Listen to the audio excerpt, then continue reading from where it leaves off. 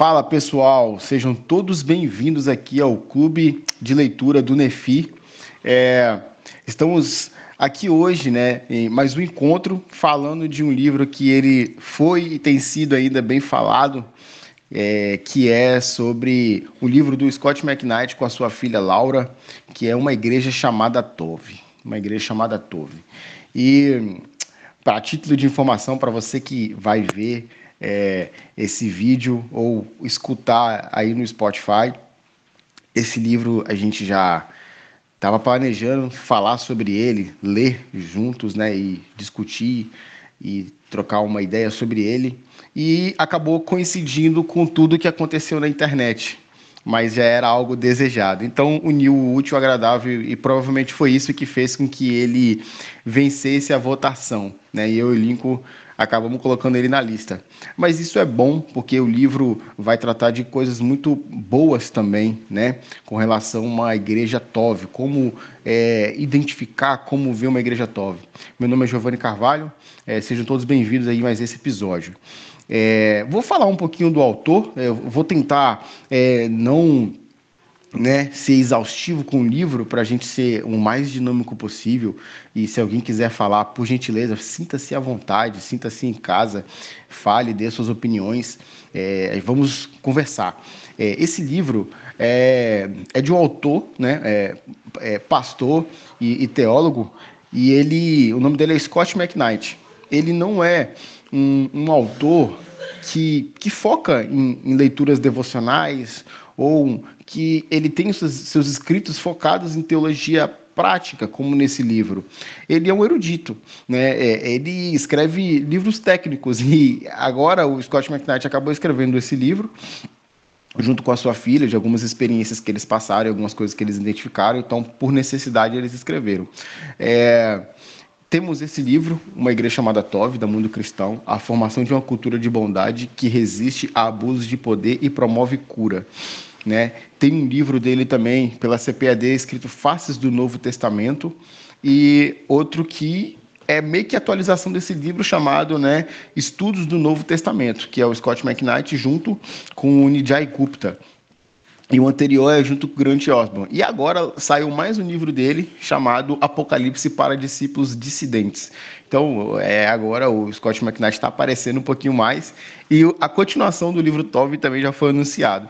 Para você conhecer um pouquinho mais sobre o autor, Um autor aí muito bem conceituado, americano. E isso é muito interessante. E, cara, a palavra Tove, significa aquilo que é bom, aquilo que é belo, aquilo que é reto, às vezes, pode ser dito. E a gente vai ver essa palavra ali em Gênesis, e viu Deus que era bom. Quando existe também na Bíblia ações de justiça, de caridade, de bondade, esse termo técnico vai estar ali também, ou as suas variantes, chamado bom. E aí também tem algumas coisas no Novo Testamento, alguns mandamentos ou até mesmo algumas falas de Jesus que se relacionam a coisas boas,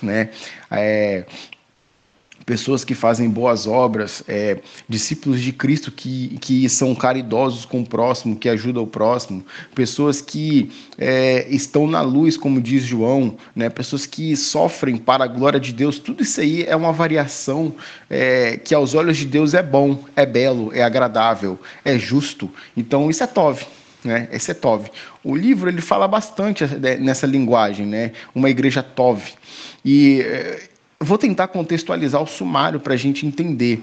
Aliás, antes de falar do sumário, ele é prefaciado pela Tish Warrison, ou Tish Warren, que ela tem um livro chamado Liturgia do Ordinário, acredito que muitas pessoas conhecem, uma anglicana, e ela fala um pouco sobre o que esse livro traz, as denúncias que ele traz, a necessidade de uma cultura saudável, e se a gente for contextualizar, o que mais ou menos está acontecendo a partir da visão desse livro, por exemplo.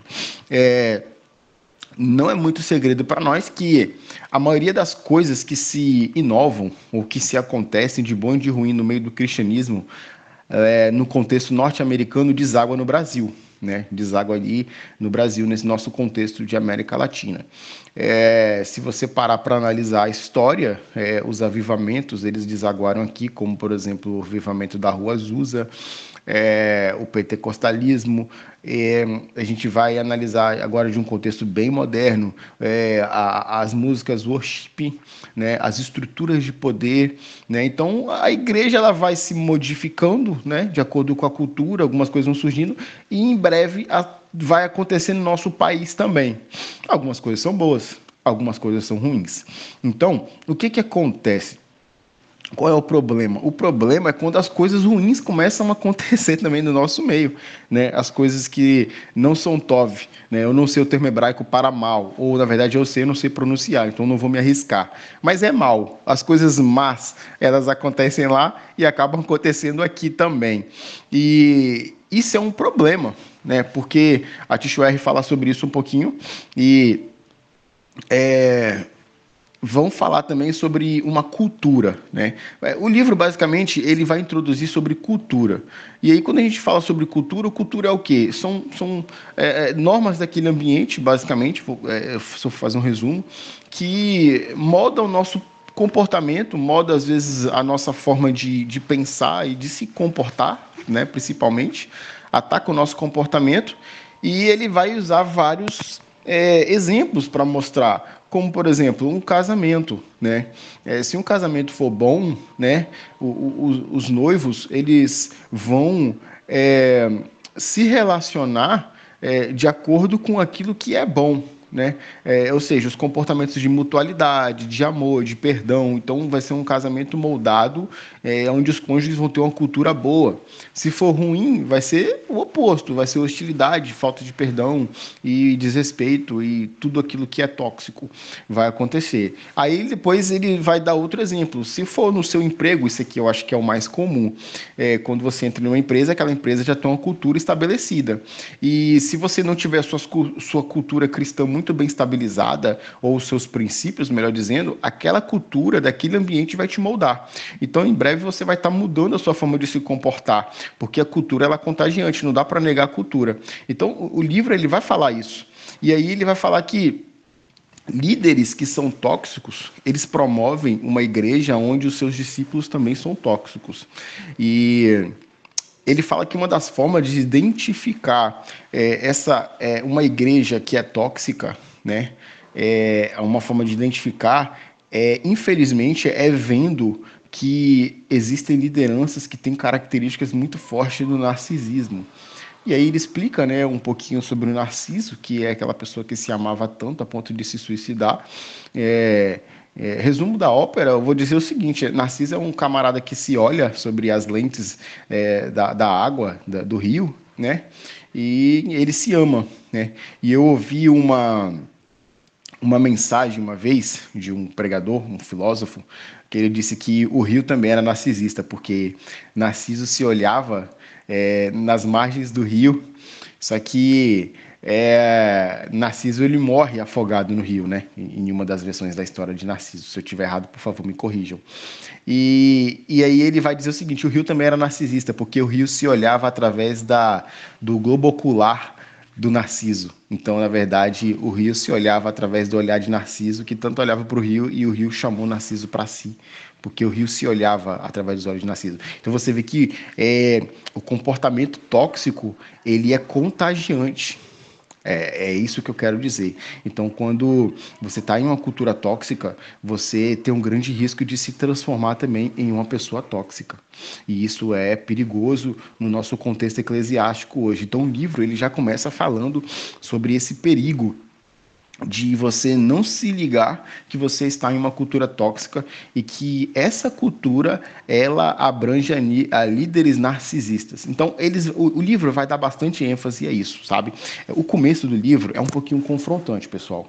É um pouco assim, ele vai contar casos de pastores, ele vai contar casos de igrejas que eu vou contextualizar sem entrar em detalhes, porque eu acho que dependendo às vezes até gera gatilho. Então eu vou falar de forma respeitosa e contextual, né? né? Por exemplo, líderes que, quando tinha retiro de igreja, faziam fetiches estranhos com adolescentes da igreja, líderes que entravam em barracas de acampamento e aquele adolescente ou aquele jovem estava dormindo, acordava, sentia movimentos e toques estranhos, líderes que manipulavam mulheres indefesas a ponto de, às vezes, conseguir arrancar da mulher um beijo e ficar impune. Né? E quando eles não conseguiam se defender de forma assim, se defender que eu falo é velar, né, o seu abuso, eles inventavam narrativas a ponto de deixar a vítima transtornada, porque é uma autoridade espiritual, a pessoa vai levar para um lado totalmente místico,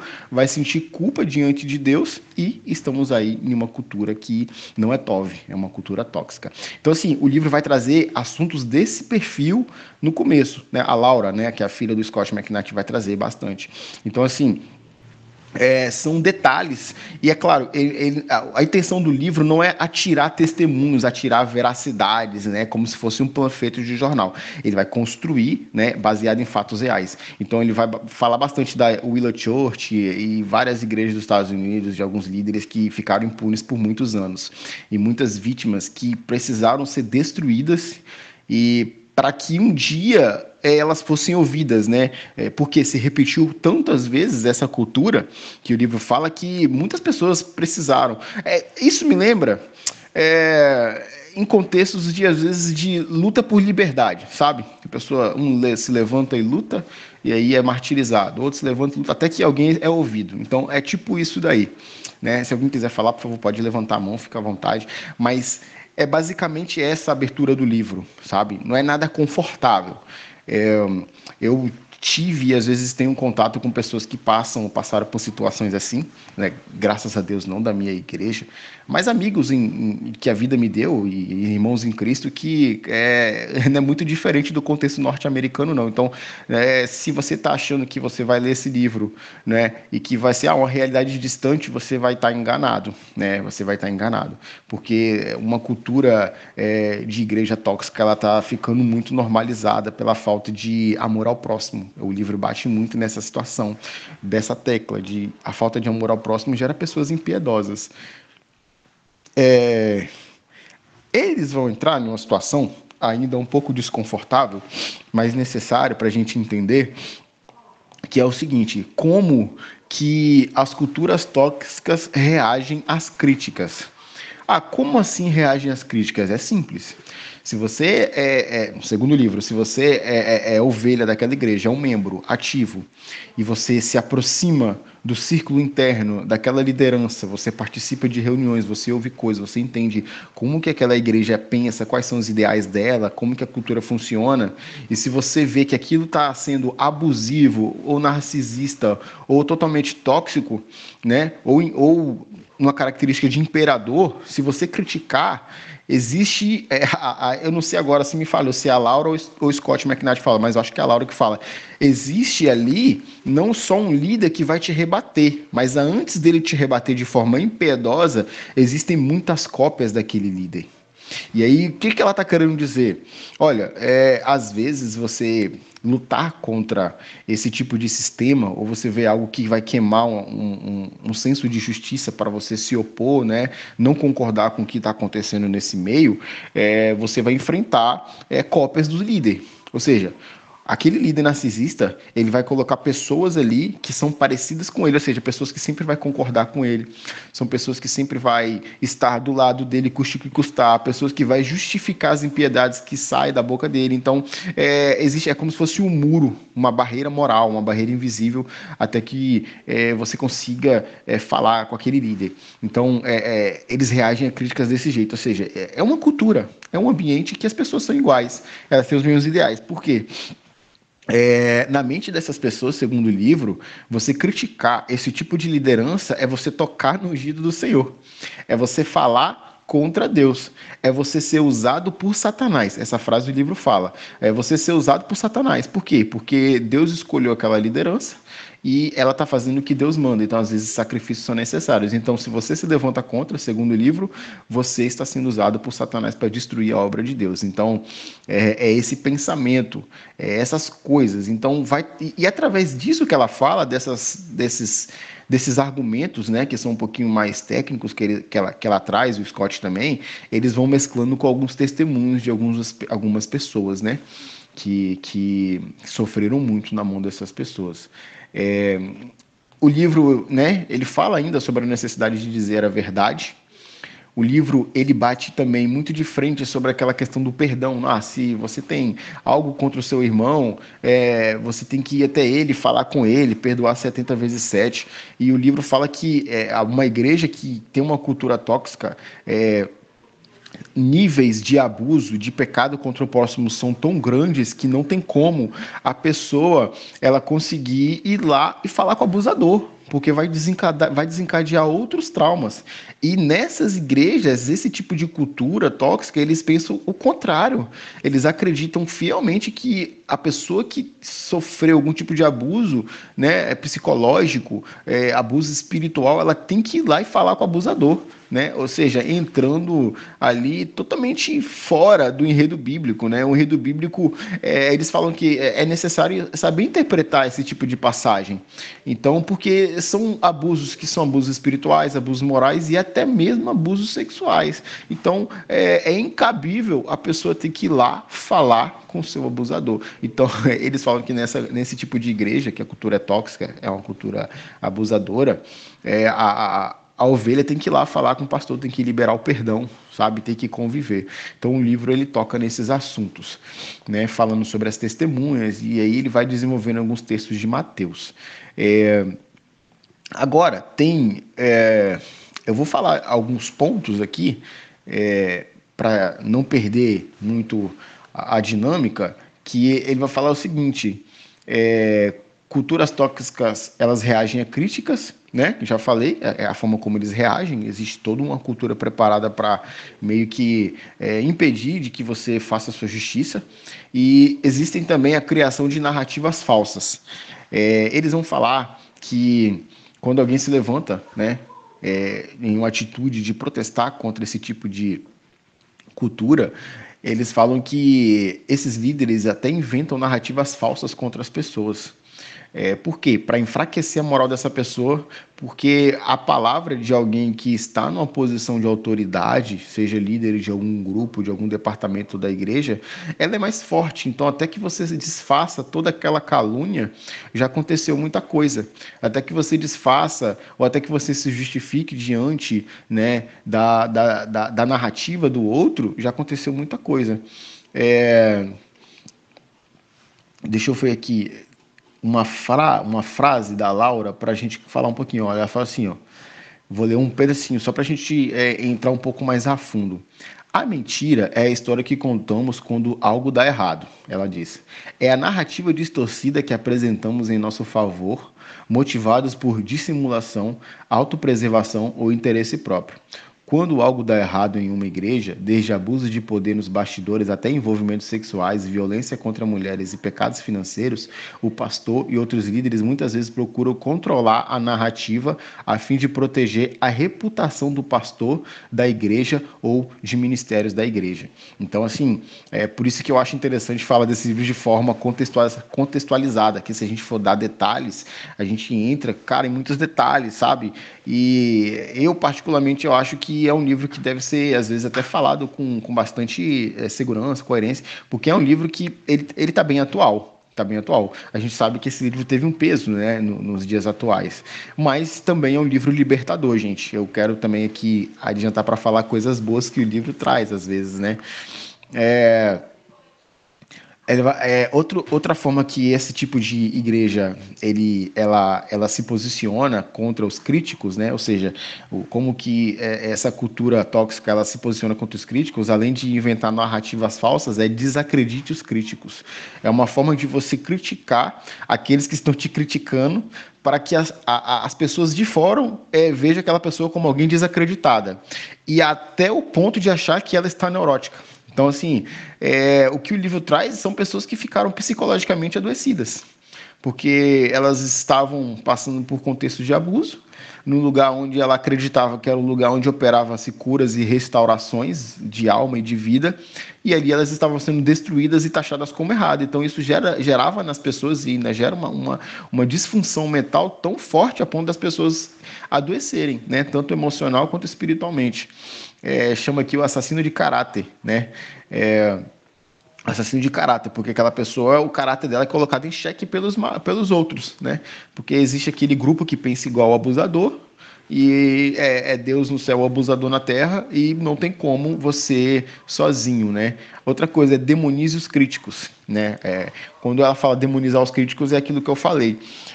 Você está sendo, né, segundo a narrativa dessas pessoas, um instrumento do diabo contra tudo aquilo que a igreja e Deus revelou.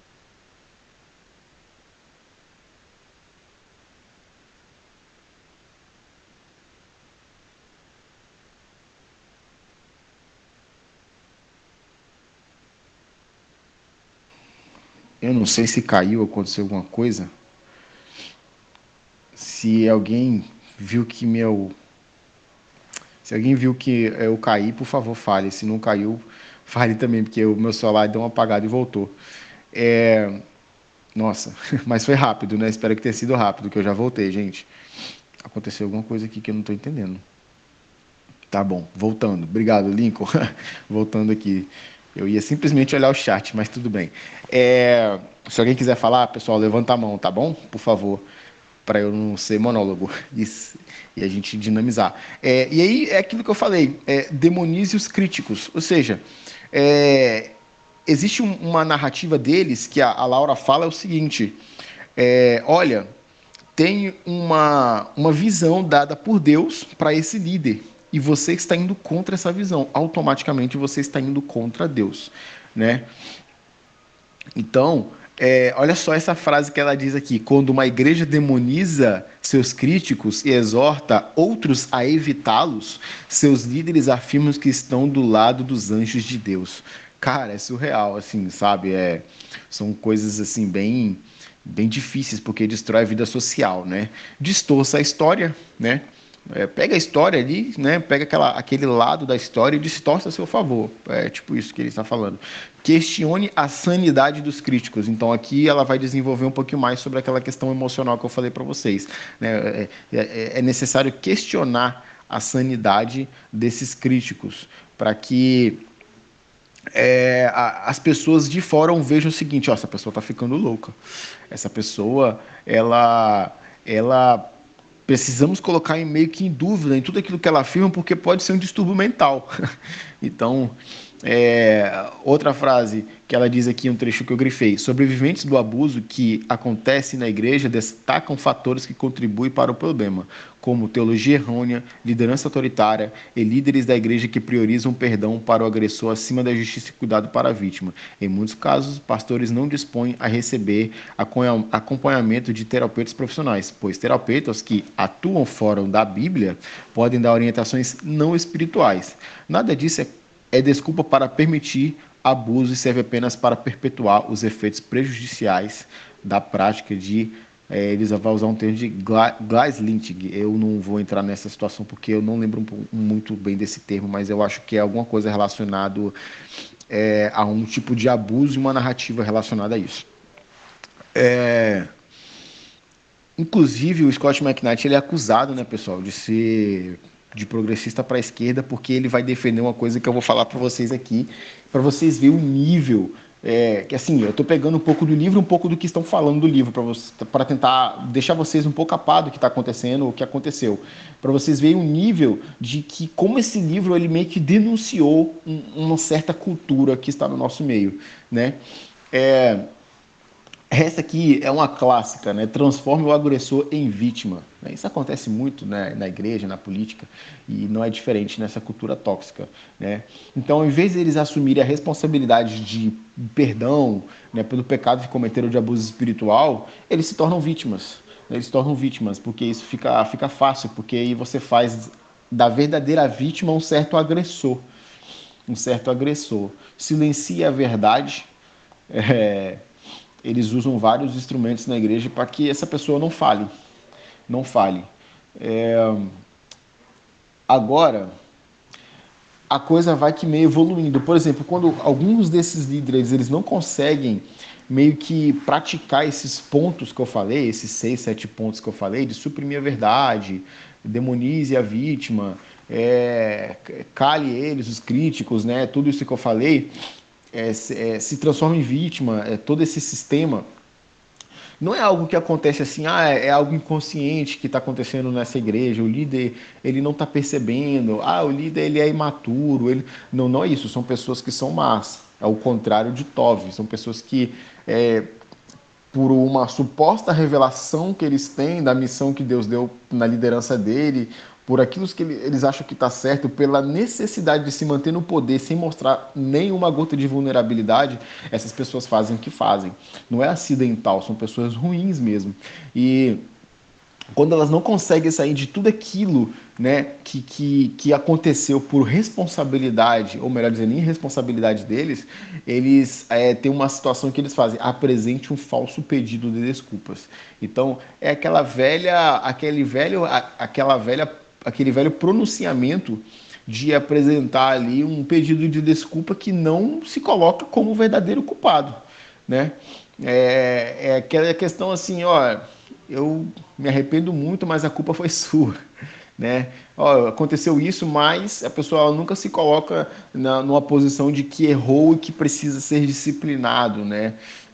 Que precisa se redimir com as ovelhas que foram feridas. Então, quando elas não conseguem sair, elas se expõem, porque o fato dessa pessoa supostamente que se comporta como uma celebridade, se expor, ela já tem muitas visões à sua direção, todo mundo está te olhando. Então, se ele se faz de vulnerável e apresenta um falso pedido de desculpas, vai aliviar toda aquela pressão de descobrirem a verdade. Então, pessoal, é uma coisa assim, eu vou ser sincero, é uma coisa muito horrenda, sabe?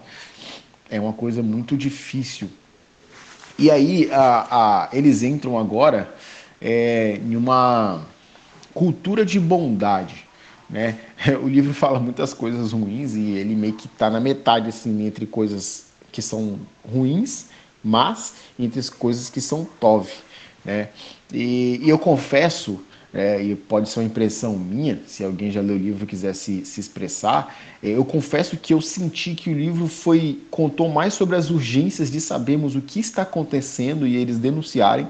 Eu vi muito isso, e por mais que ele falou muito sobre o que é Tov, sobre o que é bom, como, né, você identificar ou mesmo ser uma pessoa que não seja tóxica no meio eclesiástico, eu sinto que são poucas alternativas de tantas maldades, tanto criadas, inventadas pelos seres humanos no livro, tanto as que já existem, sabe?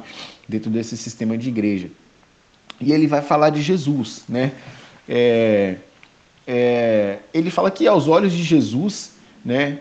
Jesus ele é aquele que ele ilumina a igreja, né? Ou seja, quando Jesus ele ilumina a igreja, ele está modelando a cultura conforme os seus ensinamentos, os seus mandamentos.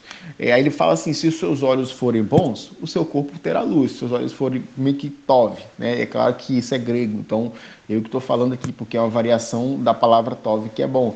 Mas se os seus olhos forem maus, você será tenebroso, tem muitas trevas em você. Então, o que é ter os olhos bons? Né? É você ter olhos iluminados, é enxergar a cultura e ver que naquela cultura existem falhas, existem problemas, existe o pecado, mas que nós temos que agir com uma coerência semelhante de Cristo, para que o pecado daquela cultura seja disseminado, as coisas sejam boas, ou seja, uma cultura de generosidade, pessoas generosas, pessoas que abraçam aqueles que estão em dores, né? Então, ele vai falando sobre isso. Ele fala aqui também outra coisa. sobre a gente ver as pessoas nas perspectiva negativa. Ele fala, somente Deus é Tov, né? Somente Deus é Tov. E ele se baseia ali no Salmo 119, de 68, que diz, ó, tu és bom e fazes somente bom. Faz somente coisas boas, faz somente vontade. E aí ele vai fazer o jogo de palavra para a gente entender que Davi estava dizendo o seguinte, tu és Tov e fazes somente Tov. Ou seja, além de ser Deus ser bom, ele só faz coisas boas. Então somente Deus é bom, não o homem, né? Quando Moisés ele vê a glória de Deus, Moisés ele rasga elogios para Deus, inclusive falando que Deus ele é bom, longâmino, cheio de bondade. Então Moisés ele fica impressionado que dentro ali daquela visão da glória de Deus ele conseguiu ver a bondade de Deus, né? Aí ele fala, portanto, a Tov de Deus, ou seja, a bondade de Deus se tornou inextricavelmente ligada ao seu nome. Essa é a importância fundamental de Tov na Bíblia. Então, a gente vai ver na Bíblia que Deus criou coisas boas. Ele falou que é bom. A gente vai ver na Bíblia patriarcas, reis, pessoas fazendo coisas Tov, coisas boas, pessoas justas. Porque isso também está na Bíblia, pessoas que fazem coisas Tov. Mas o resumo, né, que a hermenêutica dessa palavra Tov quer dizer o seguinte, somente Deus é bom. E todas as vezes que você vai ver Deus ele intervindo ou administrando a história, você vai perceber que a verdadeira bondade faz parte do seu ser, do seu nome. Então, para mim, pessoal, eu acho que isso é um gatilho muito positivo para quem só vê coisas negativas e talvez realmente está em um ambiente totalmente tóxico. Você precisa também enxergar Deus, nós precisamos também enxergar Deus, porque Deus ele é bom, né? Aí ele vai falar, o plano de Deus também é bom, né? O plano de Deus é bom. Então, por quê? Resumindo isso meio que eu falei, no decorrer da história, do enredo da salvação, levando por esse lado, né? Você vai ver Deus amando, você vê pessoas ofendendo Deus e Deus dando outras chances, você vê Deus sendo tardio em se irar, você vai ver Deus amando pessoas ruins, você vai ver Deus tomando ações de generosidade, ações boas a favor das pessoas. Por quê? Porque o plano de Deus é bom, né? Então isso é bem interessante, né? Então tudo está ligado a um grande plano de Deus. Por mais que eu já estou falando de forma indireta, ele vai falar que, olha, Tov é ativo, né? Tov é ativa, ou seja, a bondade ela é ativa, não é passiva, não é simplesmente saber o que está acontecendo ou ouvir o que está acontecendo, é se envolver e fazer o contrário de mal, fazer o que é Tov. Então a bondade ela é ativa. Deixa eu ver aqui. Olha que ela vai falar aqui, ó, devemos lembrar, porém, que não nos tornamos pessoas Tov por nossa própria conta. Deus nos transforma pelo poder do seu Espírito Santo, pelo qual bondade é um fruto natural. O apóstolo Paulo dá clara injeção de ânimo para os cristãos romanos dizer, meus irmãos, estou plenamente convencido de que vocês estão cheios de bondade. Ao escrever aos Efésios, Paulo repete o seu ensino aos Gálatas a respeito do fruto do Espírito e diz, pois o fruto da luz produz apenas o que é bom, justo e verdadeiro. Aí você vê que aparece ali a bondade e as variações de bondade, né? Além de ser bom, é justo e verdadeiro. Repetidamente, o Novo Testamento nos chama para ser pessoas conformadas à bondade. E esse termo no Novo Testamento é equivalente a Tov no Antigo Testamento. Diga em voz alta, o fruto do Espírito Santo é Tov. E aí ele vai fazer o seguinte,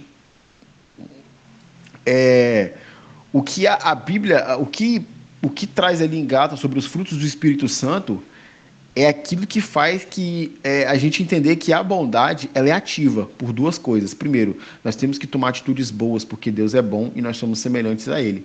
Segundo, nós temos que continuar sendo bons porque o Espírito Santo habita em nós e Ele é bom. Então Ele nos impulsiona a dar frutos. Então a bondade ela é ativa. Eu quero falar dois pontos para entrar no final rapidinho aqui, que ele vai falar assim, olha, o Tov, ele resiste o mal. Eu vou fazer essa conexão com a carta de Pedro. Quando a gente lê a carta de apóstolo Pedro, eu não lembro agora exatamente aonde o livro fala, mas é meio que no começo aqui ainda, quando a gente lê a carta do apóstolo Pedro, fala sobre a necessidade do cristão sofrer com dignidade, usando as minhas palavras, ou seja, Pedro até compara a nossa fé como ouro, ou seja, um ouro que é queimado pelo fogo e ali sai algo muito precioso.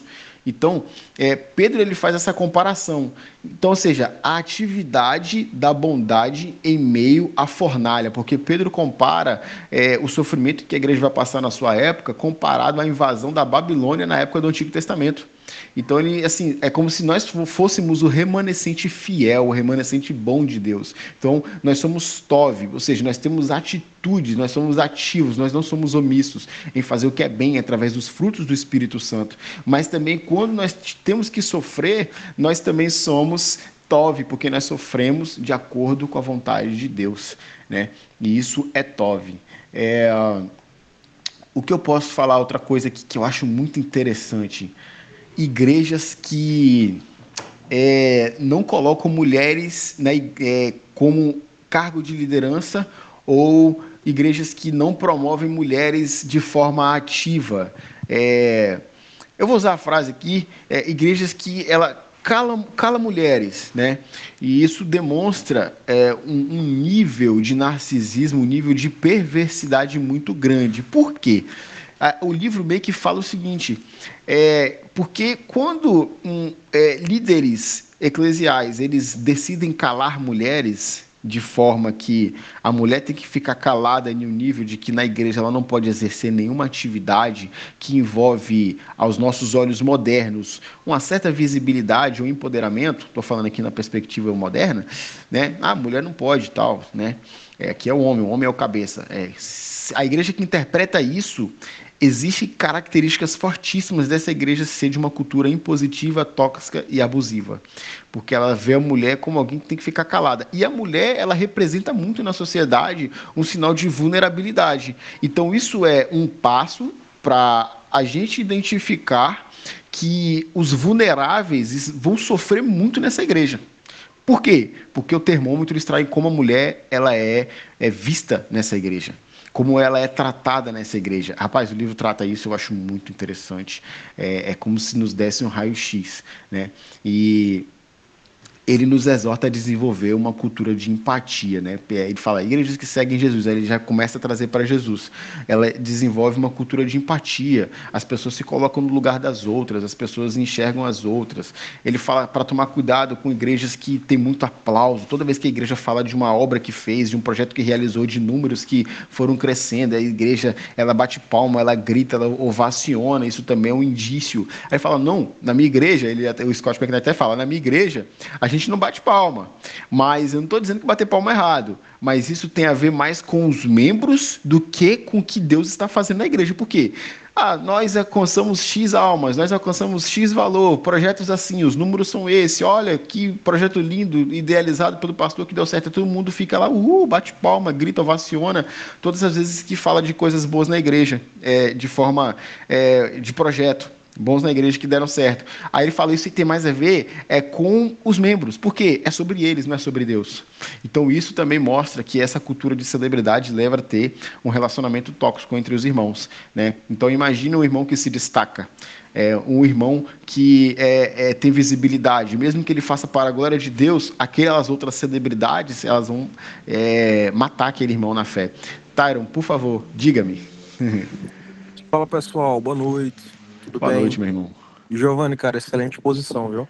Eu tava pensando um Amém, pouco, glória a Deus. a minha experiência com esse livro foi no final de 2023, exatamente num processo de transição de igreja, quando ocorreram algumas coisas na outra igreja que eu congregava, era uma igreja neopentecostal. E acontece que eu fazia parte da liderança, fazia parte do corpo de ensino da igreja. E no último momento, assim, na última reunião do ano, eu lembro que um dos líderes, que basicamente era o braço direito do pastor, à época, não sei se ainda é hoje, ele mostrou assim num telão, basicamente os resultados da igreja no ano. Então ele mostrou quantas pessoas se converteram, quantas pessoas foram batizadas, quantas pessoas se formaram num curso de liderança. Ele começou a mostrar vários números assim, basicamente dos ganhos da igreja. E acontece que no final da frase dele, no final da fala dele, ele olhou para a igreja e falou: nós, no próximo ano, temos a responsabilidade e o dever de dobrar esses números. Ele falou isso, cara. Eu olhei para minha Aham. esposa, estava do meu lado, eu falei, a gente precisa sair daqui. Nós não estamos mais em uma igreja, na verdade nós estamos em uma empresa. Então o objetivo com relação a isso tem a ver mais com o quantitativo de pessoas que estão chegando do que necessariamente com a qualidade e a cultura que está sendo desenvolvida na igreja. Eu comprei 2 livros, basicamente, foi esse, Uma Igreja Chamada Torre, e As 9 Marcas, do Mark Dever. E quando eu li esse livro, cara, foi o impulso, de certa forma, que eu precisava. O impulso que eu precisava, eu percebi uma maneira do próprio Deus falando comigo através desse livro, para que iniciasse exatamente esse processo de transição. Acredito que daqui a pouco a gente vai falar basicamente das polêmicas envolvendo assim o livro, mas eu gostei bastante do livro. Também tenho assim alguns pontos que eu não estive de acordo com o livro, mas em sua maioria é um livro assim excelente, um livro bíblico. A maneira com que o Scott McKnight e a Laura Berrigan desenvolvem a narrativa do livro, eu achei bem interessante, principalmente pelo fato de que a primeira parte do livro ela não é tão longa, então a parte crítica e a maneira com que eles vivenciaram esses momentos na Willow Creek, Willow. é, eles colocam, na verdade, acho que é basicamente coisa de 90 páginas ali. E a maior parte do livro, eles falam exatamente de como desenvolver essa cultura TOV. Então, falando sobre empatia, sobre graça, sobre justiça, sobre priorização de pessoas. Então, tudo isso eu percebi bem interessante com a temática, embora daqui a pouco a gente vai falar também de alguns pontos interessantes que talvez a gente não esteja tão de acordo com o próprio livro, né? Mas, assim, livro muito bom. Tyron, Tyron, muito obrigado pelo seu comentário, cara. Fico feliz aí em você ter tido uma experiência muito boa com esse livro e também ter trago não, né? Já se posicionando com aquilo que você não concorda. Também tem alguns pontos que eu não. Eu esperava mais, mas eu acho que talvez foi a minha expectativa. e E é isso que você falou, o Lincoln falou aqui também, o evangelho de performance. É isso, cara, o evangelho de performance, de aparência, né? Sofisticado externamente, mas internamente sem bondade. O Lincoln, pode falar, meu irmão. Esse ponto que o Tyron tocou, ele é muito importante. E por quê? Tem um livro do Ronald Allen chamado Os Métodos Missionários do Apóstolo Paulo. E quando a gente vai ver a dinâmica de Paulo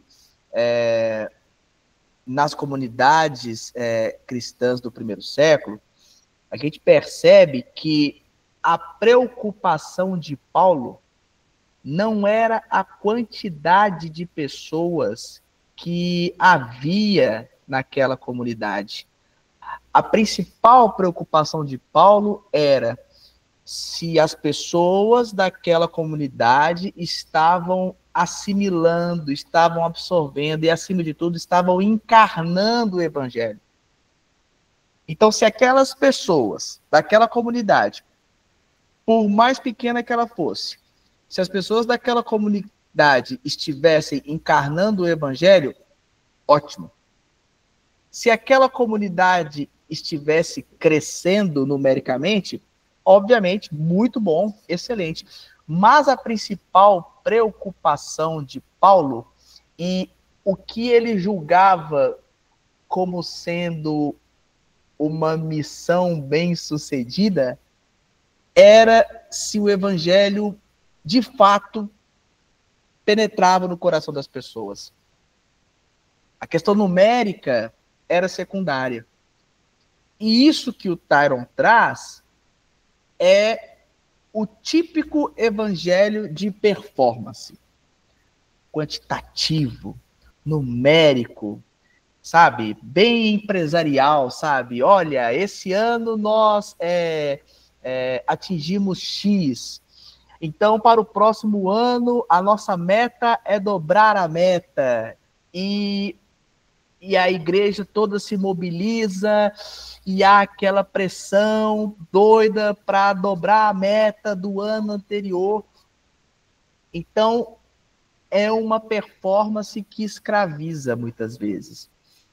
É uma performance que subjuga.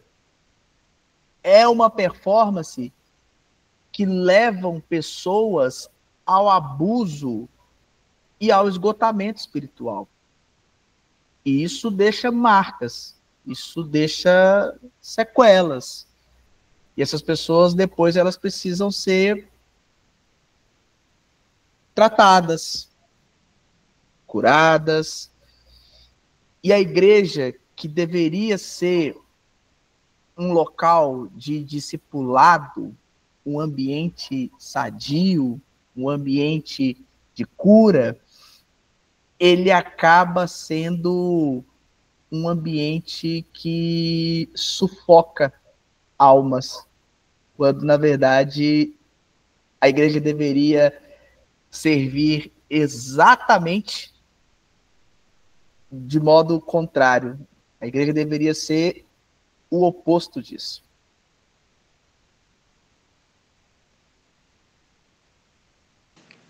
Muito obrigado, Lincoln, pela sua fala aqui pontual e cirúrgica. E eu quero que a gente continue dialogando aqui, porque eu acredito que eu atingi a minha meta. Eu atingi aqui meu objetivo de expor, e pela opinião de vocês eu fico satisfeito aqui em conseguir falar um pouquinho, né? E eu ia falar sobre essa questão da performance da celebridade, mas já tá bem bacana. Tyron, pode falar também, meu irmão, fica à vontade. Cara, para passar novamente a voz para você, Giovanni, eu lembrei um pouco de uma questão enquanto o Lincoln falava sobre o evangelho da performance, e eu lembrei um pouco durante o ano de 2024, acredito que em 2023 também, se falou muito sobre uma temática extremamente importante, exatamente em razão dessa cultura de serviço que era desenvolvida no ambiente eclesiástico, e um serviço que era trajado por um voluntariado, que na verdade esse voluntariado só faltava oficializar sua carteira como CLT, porque basicamente o pessoal tinha uma atividade eclesiástica extremamente danosa, e que basicamente ficava muito tempo na igreja com a finalidade de alcançar os objetivos estabelecidos por uma autoridade pastoral. E isso acabava desenvolvendo uma espiritualidade cansada. Ao invés da igreja ser um ambiente de descanso, em que as pessoas encontram comunhão umas com as outras, encontram ali exatamente uma palavra exortativa com relação, e não somente exortativa, mas também de ânimo, a palavra ali, uma palavra bíblica, vinda diretamente ali do pastor, ao invés do pastor, na verdade, ele, de certa forma, gerar esse cuidado com as ovelhas, era um pastor que tinha mais uma função de patrão. E isso desenvolvia exatamente essa espiritualidade cansada, a ponto das pessoas esquecerem que, na verdade, são discípulas, os cristãos como um todo são discípulos, que estão num processo de discipulado, e esse processo de discipulado precisa ser, de fato, saudável para as pessoas que estão ali, e, e muitas vezes a maneira com que tudo isso acontece, até para linkar um pouco com aquilo que o livro traz, para contemplar e tentar corresponder ao caráter narcisista daquele líder. E muitas vezes a própria igreja, ela acaba também desenvolvendo exatamente esse mesmo caráter narcisista, porque começa a se aproximar da liderança e depois começa a ser líder. Então, todo esse ato de vislumbrar o aspecto de liderança começa a ser uma coisa que traz para perto cada vez mais. Isso acaba, ao invés de ser um ciclo tove, um ciclo de bondade, vira, na verdade, o contrário, né? É um ciclo vicioso, que as pessoas que vão entrando continuam entrando nessa roda, e um vai prejudicando o outro, e um vai prejudicando o outro. E no final de tudo isso, as pessoas, quando param para pensar um pouco nessa situação que não é nada saudável, muitas vezes já é muito tarde, né? E isso é uma coisa bem complicada. Muito bom, Tyler. Isso aí são as consequências, né, que uma igreja que é tóxica ela traz na vida das ovelhas, né, dos discípulos. Pode falar, Guilherme, pra gente? Bom, não, eu não tive a oportunidade de ler o livro, mas acho que estou chegando agora, mas acho que a contribuição que você traz, a leitura, né, me faz pensar em dois momentos. Como o irmão falou anteriormente, essa questão do narcisismo, que é fruto de uma sociedade pós-moderna que a gente vive hoje, mas eu me pergunto, né, a relação dessa igreja, essa igreja Tov, né, essa igreja da bondade, como que ela, de fato, ela se realiza hoje no concreto em uma sociedade que vive essa religião da aparência, que é algo que eu tenho lido, que eu tenho escrito bastante acerca disso, né, por conta do narcisismo, que a gente muitas vezes atribui essa subjetividade, né, esse ser que pensa, esse ser que pode... Mas a gente vive a religião do eu também, né? A religião dessa aparência está ligada muito ao eu. E muitas vezes esses líderes abusadores, eles têm uma verdade que é uma verdade muito particular, que é micro, e querem se tornar uma verdade macro, né? Uma única verdade para toda a comunidade de fé, e no caso que são pastores, ou são, enfim, são padres, são religiosos. Aí eu me questiono isso, né? Como ser concreto hoje uma igreja Tov para uma sociedade tão narcisista e que se vive a experiência da religião do eu, da religião da aparência, que não vive uma religião da adesão à pessoa de Jesus Cristo, né? Eu falo a partir do ambiente que eu piso como igreja católica, né? Que tem muitos que vivem a religião por conta dos movimentos, buscam o milagre, mas não buscam aquele que faz o milagre, né? Tive essa experiência no passado quando eu morei no Peru, que tem o Cine dos Milagres, um fenômeno maravilhoso. Lota mais de 1 milhão de pessoas no dia 28 de outubro. Mas as pessoas buscam o milagre, mas não a experiência com o Senhor dos Milagres, porque é estético, é aparência, é ser visto, é o visual, né? Então, isso, eu me questiono nisso, né? Como trazer do livro, dessa teoria toda, que é bonito, né? Pensar essa igreja de bondade, mas no concreto hoje, e assim, né, não sei se o que eu vou falar agora vai ser soar uma crítica para a minha pessoa, né, mas compreender também as mazelas do outro, né, enquanto abusador também, né, não tô, tem que conhecer como pecador e tem que pagar pelo seu pecado, né, pela sua atitude, mas como que a igreja também acolhe esse sujeito, porque se ele é abusador e se ele tem uma hierarquia dentro da igreja, é porque alguém confiou nele o ministério, né? Aí pensar também nisso, né? Como hoje a igreja, a hierarquia está falhando não ser essa igreja Tov, né? Onde se pensa na aparência, quantidade, no em vez da qualidade, né? Onde se pensa mais no estético do que da experiência do sujeito como um encontro com Jesus que é real, que se dá todo dia, né? Não é uma conversão 24 horas, opa, mudei de vida. Não, mas é processual, né? Acho que são muitas intuições e muitos pensamentos loucos que eu tenho de vez em quando e acho que vale a pena compartilhar também. Não, com certeza, o Guilherme e o Tyron, né? E também aqui especificamente o Guilherme, porque os insights que você teve, né, e trouxe pra gente, tá ligado realmente ao que o livro traz.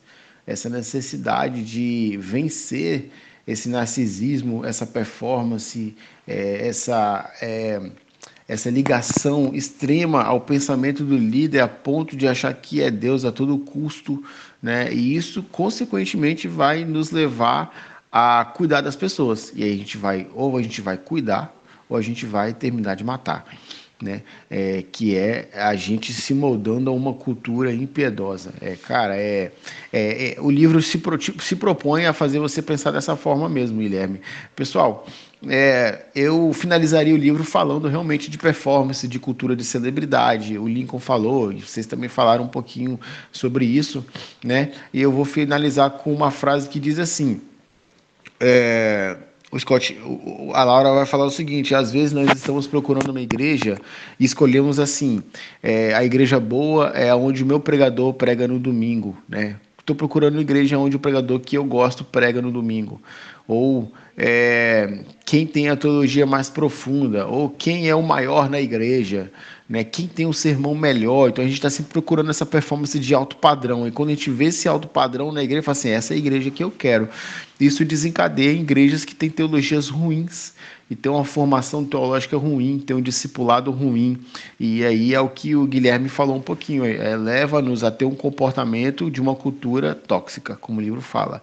Em vez de fazer justiça, né, de condenar o pecado e lidar com o pecador, nós não fazemos isso, né? Nós acabamos se tornando tóxico também. Cara, então, eu finalizo aqui, sabe? É, tem muitas coisinhas no final que eu não falei, mas a gente já soltou algumas prévias, né, sobre isso. Então o livro ele meio que se conversa. Isso é bacana porque mostra que o autor soube conversar com a gente através das escritas, né, os autores. E esse é o livro, gente, da cultura Tov. Eu posso dizer que a gente falou aqui uns 70 a 80% de tudo que o livro fala de forma específica, sabe? No final ele desenvolve um pouco da cultura de celebridade, Jesus vai sendo contra essa cultura e enfim. Mas foi um livro para mim divisor de águas, já vi muita coisa de perto acontecendo. E para mim é um livro que, se você tiver o conteúdo dele nas tuas mãos, ou pelo menos aquilo que ele fala do que é Tov, você vai conseguir ser um canal de bênção para muitas pessoas.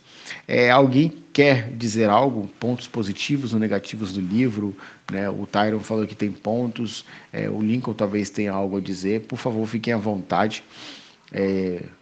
Eu acho que é um livro que desperta muitas opiniões.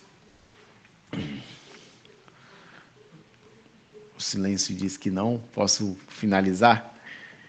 Eita, só para pontuar essa questão Sim. que eu tinha dito antes, de fato, algumas questões eu acabei não concordando com o livro, e é muito comum, mais pela inclinação ideológica também, teológica do próprio Scott McKnight. É um grande professor, na verdade, né? Scott McKnight, ele tem PhD em Novo Testamento, na Nottingham, é um erudito.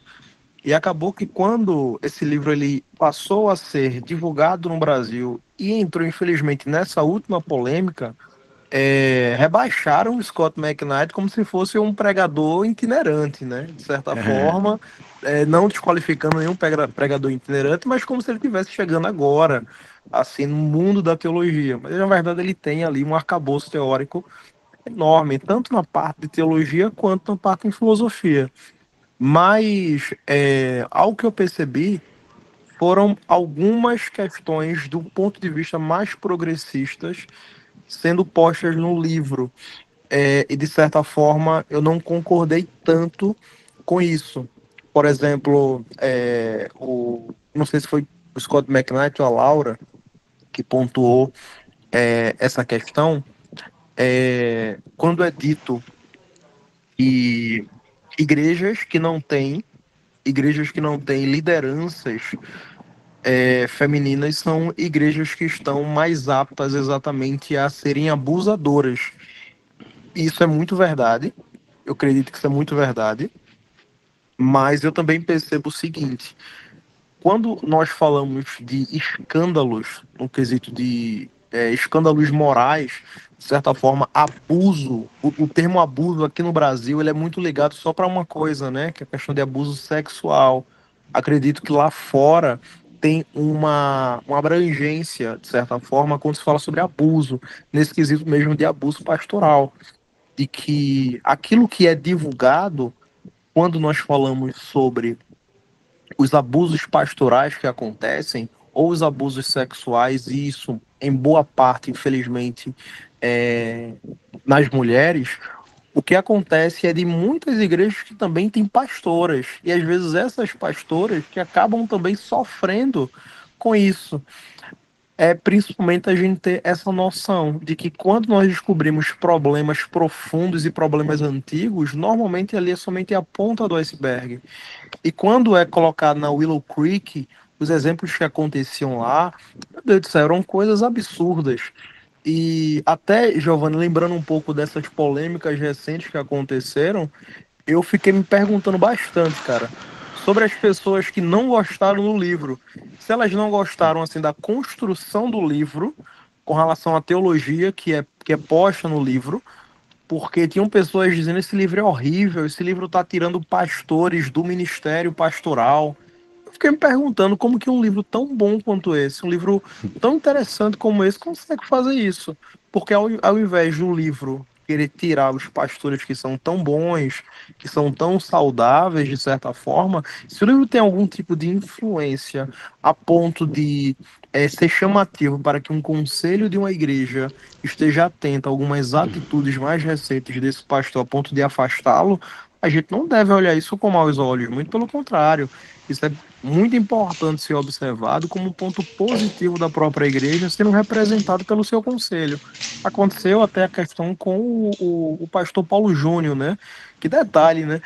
É, o afastamento do pastor Paulo Júnior, ele foi um afastamento muito novo, acho que para todo o Brasil. Eu não sei vocês, mas eu nunca vi nenhum caso de um pastor sendo afastado do ministério pastoral em razão daquilo que foi colocado, né?